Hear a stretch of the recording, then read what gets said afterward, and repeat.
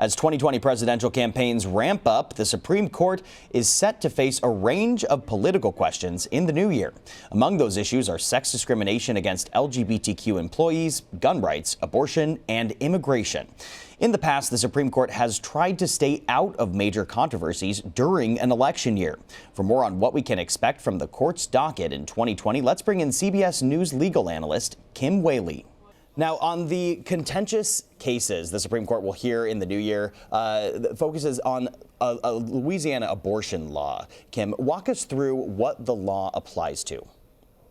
So this law was actually almost identical to another case the court already resolved under a Texas law, and it essentially requires people performing abortions to have privileges admitted at a local hospital. So it makes it difficult to have a lot of abortion providers in a state because hospital admission privileges have certain requirements that are not necessarily easily accessible. So the question is whether this requirement places a, quote, undue burden on the woman's right to have an abortion. And that goes back to a case that came after Roe versus Wade that essentially watered down the abortion rights and said government states can actually infringe on abortions, make abortions harder, so long as it's not, quote, an undue burden on the right to abortion. And of course, the question is how much burden is undue?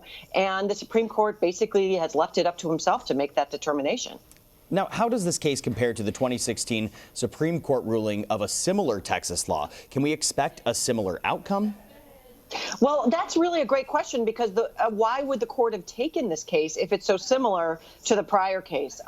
Justice Roberts was in the majority on the prior case, or excuse me, in the dissent in the prior case. And so the question really is, where is Justice Roberts on this particular issue? Is he going to join the majority now that there is a more solidly conservative majority? Is he going to sort of reverse that prior determination with respect to Texas? Or is he going to reverse himself, so to speak, not stick with his dissent and say, you know what, we're going to strike down this law? Now, shifting gears here, the court will also be weighing in on a case testing whether employers are free to fire employees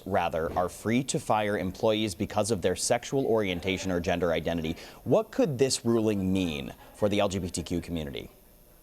It could mean a lot more protection for the LGBT community. Now, the difference between the abortion situation and this one is that this involves a statute passed in 1964 called the Civil Rights Act, and that act bans discrimination on the basis of sex. So really, this case is about what does the word sex mean? At the time that statute was passed in the 1960s, Congress presumably assumed that just meant gender, women, protection on the basis of women's gender. A plain reading of the word today would include women who were born as male with male sort of body parts, but have determined that they need to live as women. And so the question really comes down to, does the statute protect gender more broadly than just women? Or would a conservative court say, you know what, this isn't what Congress intended in the 1960s. If LGBT community is going to be protected under the statute, Congress needs to amend the statute itself. And what's quite interesting about this is most conservative jurists would say this kind of idea of an originalist reading. You read sex to mean sex, and sex, it's hard to say sex only means sex based on how you were born, not based on how you're living. If it basically boils down to how you affiliate yourself as in terms of male versus female. But this could technically, if a conservative court does define it in that way, that could negatively impact certain employees, right?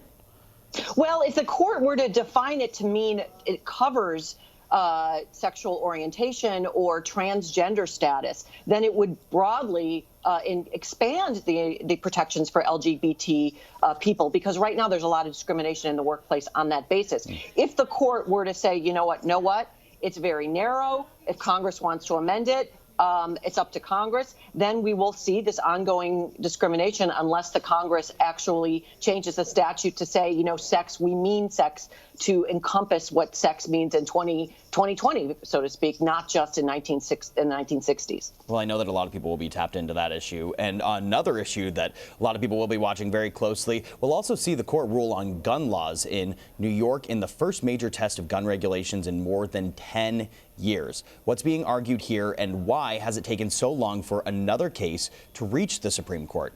Kim?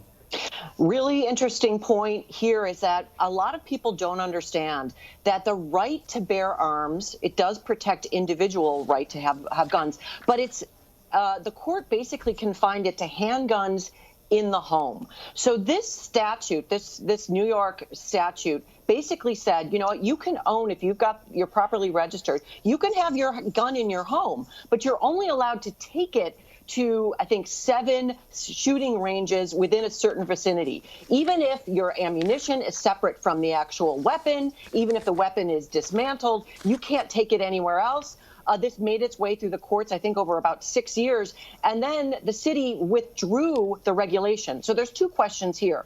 One is withdrawing the regulation essentially moot out the case? There's nothing left for the court to do because gun rights proponents won. They won in basically getting the regulation, the statute itself, obliterated. On the other hand, the court could say, well, this was just kind of getting cute, withdrawing at the last minute when it actually does impose on gun rights, ownership rights. And then the court could take up the question of, OK, what does it mean to have a Second Amendment right beyond owning a gun in the home for purposes of self-defense? The expansion of that definition is something we haven't yet heard from the court, and the court could, this conservative majority, could take that question and expand gun rights beyond what the Constitution has said so far through the United States Supreme Court.